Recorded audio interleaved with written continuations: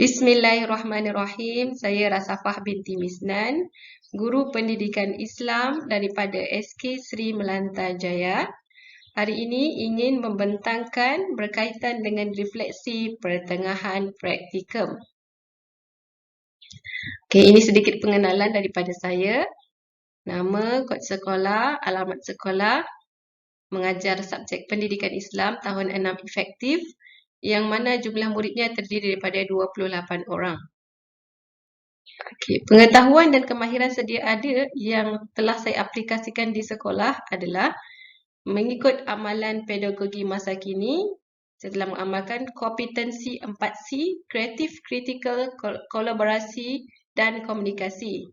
Saya juga telah melibatkan KEBAT di dalam PDP saya dan mencuba satu pembelajaran yang berasaskan projek. Dari sudut kompetensi guru pula, alhamdulillah saya menguasai subjek iaitu dari sudut kandungan kurikulum. Saya juga bersikap profesional dalam kerjaya perguruan dan memiliki kemahiran dalam bimbingan dan memberi motivasi kepada murid. Okey, pengetahuan dan kemahiran sedia ada. Dari sudut pentaksiran, saya ada kemahiran dan pengetahuan dari sudut pentaksiran yang mana saya jalankan pentaksiran berterusan di dalam PDP sama ada secara formatif atau sumatif. Yang mana pentaksiran ini melihat kemajuan dan perkembangan murid di dalam proses PDP.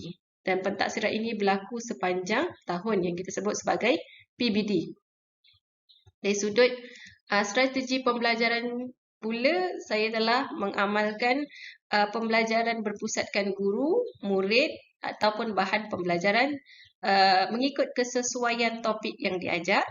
Saya juga telah memilih strategi yang sesuai bagi suatu tajuk yang diajar dan menggunakan teknologi terkini. Cuba memasukkan sedikit elemen teknologi terkini. Menurut pengetahuan dan kemahiran baru yang diperolehi pula dari sudut budaya dan iklim sekolah, keadaan sosial dan budaya sekolah itu mempengaruhi tingkah laku orang di dalamnya. Ini menurut Howard 1974. Sedikit pengenalan lah apa itu budaya dan iklim sekolah. Budaya dan iklim sekolah menurut Howard adalah keadaan sosial dan budaya sekolah itu yang mempengaruhi tingkah laku orang di dalamnya. Menjalin kerjasama antara warga sekolah dalam melaksanakan aktiviti sekolah. Guru perlu membina hubungan yang baik dengan murid sebelum melakukan proses PDP. Yang ini sedikit saya ingin huraikan.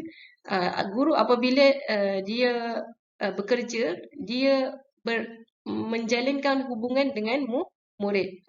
Dia deal dengan murid. Jadi apabila kita deal dengan murid, murid ini dia bukan robot. Dia satu makhluk yang ada perasaan, ada intelek, ada apa yang 6 tu. Ada yang kita sebut sebagai JERIS. Jasmani, emosi, rohani, intelek dan spiritual. Jadi seorang guru apabila dia berkhitab, berkomunikasi, berinteraksi dengan murid, dia bukan sekadar berinteraksi dengan akal murid, tetapi dia perlu juga berinteraksi dengan emosi, spirit, jasmani dan segala elemen yang ada pada murid itulah. Sebab kita kata tadi murid adalah satu makhluk yang mempunyai beberapa elemen. So that untuk sampai kepada intelek dia, mungkin kita perlu masuk kepada emosi, dia rasa senang dengan kita, dia rasa selamat dengan kita, baru dia boleh terima apa yang kita cakap. Itu kaitannya budaya dan iklim sekolah. Okey, pengetahuan dan kemahiran baru yang lain adalah persediaan mengajar melalui program PDPP dan khususnya praktikum ini. Saya belajarlah cara membuat RPH dan cara menetapkan objektif pengajaran dan pembelajaran yang sesuai dengan tahap keupayaan murid. Saya belajar memperbaiki cara menyediakan RPH dan mengurus serta menanda kehadiran murid di dalam setiap sesi PDP, menyediakan bahan bantu mengajar yang sesuai mengikut tajuk yang diajar dan bertepatan dengan objektif pembelajaran. Selain itu, dari sudut pengurusan murid dan PDP, pengetahuan baru ya. Saya belajar yang seorang guru perlu cekap menguruskan masa mengikut jadual waktu yang telah ditetapkan. Ada waktu induksi, ada waktu langkah 1, langkah 2 sampai kepada penutup sosial dan intelek. Jadi guru perlu membahagikan setiap itu berapa minit masa-masanya. Guru juga perlu kemahiran berkomunikasi, menggunakan intonasi, bahasa badan dalam menyampaikan pembelajaran secara berkesan. Guru juga perlu bijak dalam mengurus kelas dan mengawal keadaan murid sebelum memulakan PDP. Dia tidak boleh masuk ke kelas terus mengajar. Saya belajar untuk rupanya seorang guru ini perlu masuk ke kelas dan menstabilkan keadaan kelas, memastikan kelas dalam keadaan selamat. Bila dah stabil semua, baru kita boleh mula sesi PDP. Itulah perkara baru yang saya belajar. Sebab itu, bila kita masuk kelas, kita kena isi dulu buku kawalan kelas. Jadi, seterusnya guru juga perlu membuat rumusan kognitif dan sosial pada setiap akhir PDP. Ini sebagai kita punya data lah. Bagaimana perjalanan PDP pada hari itu dan apa natijahnya. Okey, antara inovasi yang saya hasilkan, saya ingat ada ramai juga guru yang telah menghasilkan inovasi dari sudut yang sama. Tetapi ini antara yang saya buatlah dari sudut kaedah nyanyian, yang mana kita tahu nyanyian ini menarik minat murid dalam belajar, membantu murid mengingati isi pembelajaran melalui lagu. Maksudnya kandungan pembelajaran tu saya lagukan supaya murid lagi dapat ingat isi pembelajaran, memastikan kandungan pembelajaran dapat disimpan dalam ingatan dalam jangka masa panjang. Bila melibatkan nyanyian, dia ada satu pembelajaran yang fun learning, belajar seronok. So that bila murid rasa seronok dengan pembelajaran, dia akan membantu dalam simpanan maklumat dalam ingatan jangka masa panjang. Itu kebaikannya daripada kaedah nyanyian inilah. Seterusnya, menjamin kelangsungan pembelajaran. Bila murid rasa seronok belajar, dia menjaminlah kelangsungan. Dia akan berterusan dalam belajar.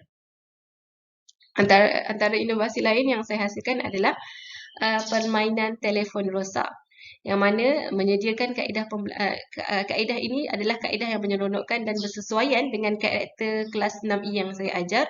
Karakter yang sukakan bermain, karakter yang suka bercakap. Jadi saya gunakan metod ini dalam menyampaikan pembelajaran. Permainan ini dimainkan secara berkumpulan. Permainan ini adalah permainan menyampaikan mesej suara kepada seorang wakil. Seorang guru menyampaikan mesej suara kepada wakil setiap kumpulan, dan wakil itu kemudian menyampaikan kepada orang kedua menyampaikan kepada orang ketiga, sehinggalah kepada orang yang terakhir, dan orang yang terakhir itu akan bangun dan bercakap apa mesej yang dia dapat daripada orang sebelumnya, dan yang akan menghakimi kata-kata ataupun mesej daripada murid yang terakhir ini adalah murid yang pertama itu sendiri juga guru. Itu permainannya. Daripada permainan yang dilakukan ini, saya dapat melihat murid sangat memberi kerjasama dan sangat berminat dalam belajar. Ini sedikit saya kata gambaran lah dalam permainan telefon rosak. Okey, antara komen dan reaksi terhadap pengalaman mengajar dari sudut kekuatan, dari sudut iklim dan budaya, hubungan dan warga sekolah yang positif dengan pihak pentadbir serta guru-guru memberikan sokongan yang baik. Dari sudut ibu bapa pula, ibu bapa sangat memberikan kerjasama sepenuhnya terhadap kehadiran murid ke sekolah. Ibu bapa juga memberikan galakan terhadap murid dalam menjalankan aktiviti pembelajaran di rumah. Ini khusus untuk pembelajaran sepanjang tempoh PDPR.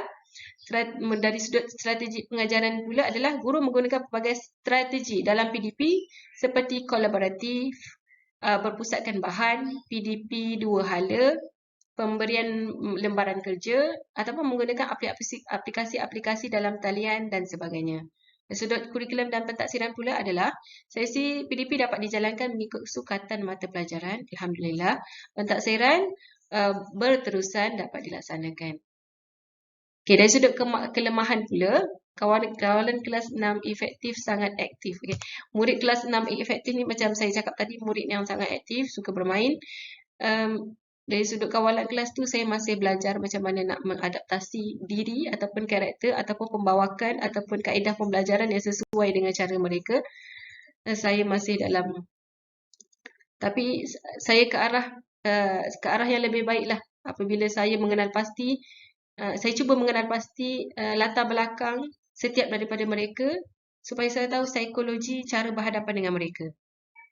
Dari sudut pendekatan pula, sebahagian pendekatan diambil kurang sesuai. Ini kelemahan lah. Sebab murid kita kan pelbagai, ada yang begitu, ada yang begini. Jadi sebahagian pendekatan yang diambil kurang sesuai dan menarik bagi sebahagian murid kelas 6E. Mungkin sesuai bagi sebahagian, tidak sesuai bagi sebahagian yang lain. Di sini cabarannya saya ingin meraihkan kepelbagaian pendekatan bagi setiap murid. Mungkin hari ini saya menggunakan pendekatan yang kena dengan jiwa murid A. Besok saya menggunakan pendekatan yang kena dengan jiwa murid B. Jadi saya kena pandai dalam mengimbangkan pendekatan yang ataupun strategi yang saya gunakan dalam menyampaikan sesi PDP. Dari sudut bimbingan pula adalah sukar melakukan bimbingan individu atas faktor keterbatasan masa. Itulah sedikit dia punya kekangan dari sudut keterbatasan masa dengan mau menyampaikan PDP, dengan mau melakukan bimbingan motivasi dan sebagainya. Seterusnya dari sudut persediaan, guru kurang bersedia dengan aktiviti-aktiviti yang sesuai dan menarik minat murid. Yang ini mungkin sebab saya boleh cakap begini sebab murid saya pelbagai. Jadi saya masih tercari-cari lagi kaedah. Itu mungkin kelemahan lah dari sudut kelemahan saya. Saya tercari-cari kaedah yang sesuai. Yang majoritinya boleh terima. Yang majoritinya tertarik dengan sesi PDP. Itu sedikit komen dan reaksi terhadap kelemahan sepanjang pengajaran dan pembelajaran berlaku. Okey, antara isu dan masalah yang dihadapi sepanjang praktikum adalah tugasan-tugasan lain yang disandang oleh guru di sekolah memerlukan perhatian dan masa guru. Sebenarnya sedikit sebanyak mengganggu juga emosi. Tapi saya cuba sebaik baik untuk mengawal emosi dan berfikir secara rasional supaya tekanan tidak membawa kepada tekanan yang lain. Kawalan kelas murid sekolah rendah yang agak sukar, masalah murid bercakap yang tidak baik, mengecek kawan serta mencarut, biasa kita dengar dan perlu kita atasi dengan menasihati dan sebagainya. Isu murid yang sukar untuk mengingati huruf, perlu kita atasi dengan langkah-langkah intervensi. Kelas ganti akibat ketidakhadiran guru-guru lain agak menyukarkan PDP dijalankan secara berfokus. Penyelesaian terhadap isu masalah yang dihadapi sepanjang praktikum. Sebagai seorang guru, saya perlulah bijak dalam mengatur masa, mengawal emosi, menyusun jadual bagi setiap tugasan yang diberikan. Saya juga perlu belajar untuk menstabilkan emosi. Saya juga perlu memanggil murid-murid yang mungkin ada masalah bagi sesi kaunseling dan nasihat. Dan saya juga perlu mempelbagaikan kaedah pembelajaran. Saya kira itu sahaja pembentangan untuk kali ini. Wabillahi taufiq wal hidayah. Wassalamualaikum warahmatullahi wabarakatuh.